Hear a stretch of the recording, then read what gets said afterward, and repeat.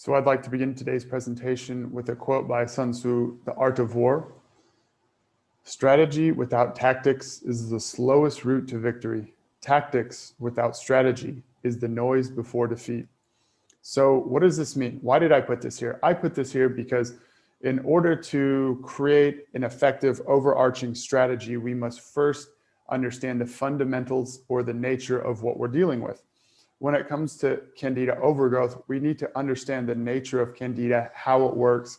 You know, we have to ask the questions who, what, when, where, why, in order to come up with an effective strategy where we can implement precision tactics, or, you know, tactics are like the actions, the specific actions we take, and the strategy is the overarching approach based on our knowledge and understanding. What I want to give to you is the wisdom that I have and the understanding in order for you guys to make effective, knowledgeable actions. All right, so how does Candida behave? Candida can exist in two primary forms, as a single-celled yeast or in a fungal form. When Candida is in its yeast form, it's in symbiosis with the host, meaning it's in balance. Yeast feeds on small amounts of dead organic waste. So you'll find yeast in the areas of the body that have mucosa linings. Within the mucosa lining, you'll find yeast that feeds on dead organic waste. When these ecosystems become imbalanced and dysbiosis is present, then what tends to happen is this yeast will evolve into its fungal form. It does that by coming together to create a multicellular fungal form that creates hyphae, like we see to the left here. To the left, you've got a picture called Candida misbehaving. When in its fungal form, it develops these roots, also known as hyphae, and begins to spread out and bore into your GI tract, steal your nutrients, consume your flesh. And this is what we want to avoid. What we want to do is we want to create an environment where this doesn't need to happen. I don't necessarily like to think of treating Candida as killing Candida, although we do essentially kill the fungal form, the parasitic form. But what I really want to get across to you guys is that it's so important that we address the underlying root causes, which is the question, why did the environment or ecosystem become imbalanced? Why did the ecosystem begin degenerating and dying in the first place? You can think of yeast as a regular cleaning crew that work well with the rest of its staff in the building. And Candida does not work well with the rest of the staff. It is a parasite, meaning that it will take advantage of any food, any resources in the local environment, and use it to its own selfish gains. Why does Candida evolve into a fungal form? Well, essentially, it comes from dysbiosis. So where does dysbiosis come from? What is dysbiosis? Dysbiosis is an imbalanced ecosystem. It is a degenerating, dysfunctional, dying ecosystem that no longer has all of its biology in the appropriate ratios in order to maintain homeostasis. This is a ecosystem that is out of homeostasis. So what are some of the causes for creating dysbiosis in the GI tract or just the body in general? Mold and pest toxicity. These are two quite commonly overlooked root causes. Toxic mold found in the home, pests, smaller pests and insects found in nature, industrial chemicals and heavy metals, nutritional deficiencies, antibiotics, full spectrum stress. And what I mean by full spectrum stress is physiological, psychological, and you could even lump emotional. So mental and emotional and physical stress, all the different various forms of stress that impact our physiology, as well as hard to digest foods. These are all extremely common. Hard to digest foods, most people are consuming all day, every day. Most people are way overusing antibiotics. Most people living modern lives are under crazy amounts of chronic stress, constant fight or flight. The body isn't able to go into a parasympathetic state of rest and relaxation, allowing the body to, allowing the body to rest and heal. This is why most healing is done at night, is because our body isn't as stressed. Even though a lot of people most people sleep quite poorly and are still under a degree of stress while they sleep, it is less. Nutritional deficiencies. This is a huge one. We've largely gone away from eating like our ancestors. We've really lost our ancestral wisdom of how to take care of our bodies, supplying our body with all of the essential nutrients such as fat soluble vitamins A, D, B, K, E.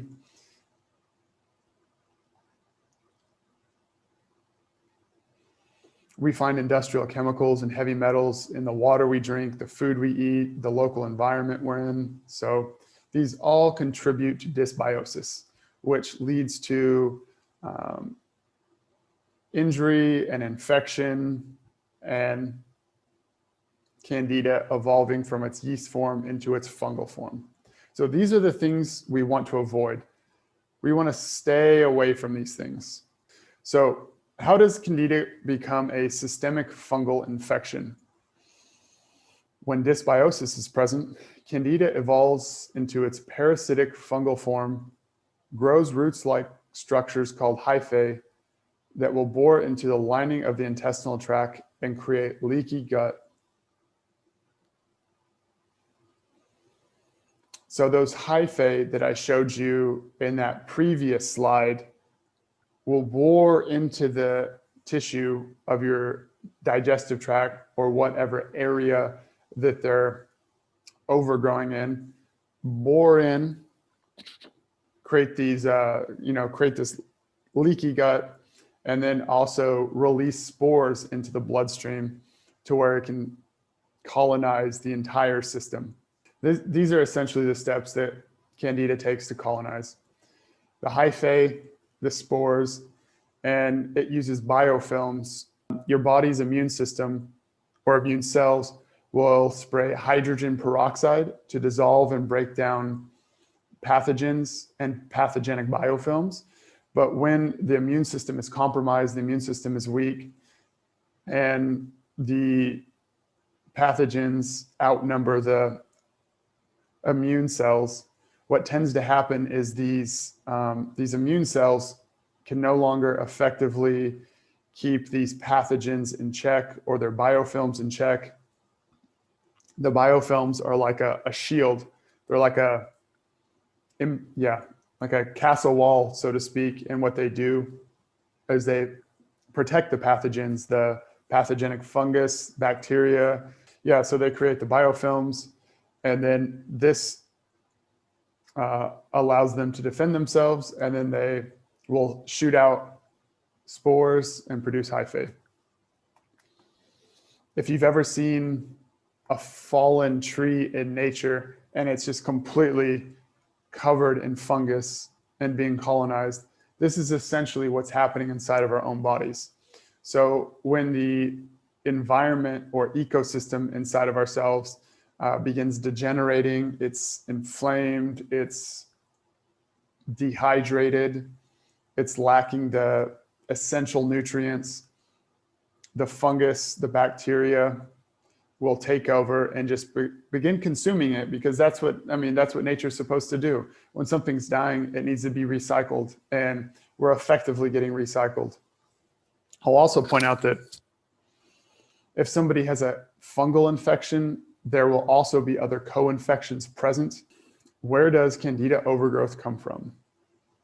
Candida overgrowth comes from within compromised areas of the body.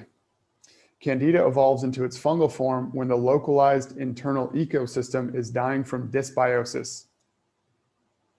This is why we see mushrooms decomposing trees and forests. This is what I just said. Over here to the left, you can see fungus totally colonizing a tree that's fallen over. And mushrooms are nature's decomposers, as well as bacteria. And once again, it goes back to the root cause of a degenerating, dysfunctional, injured ecosystem. This is Mother Nature's way of restarting.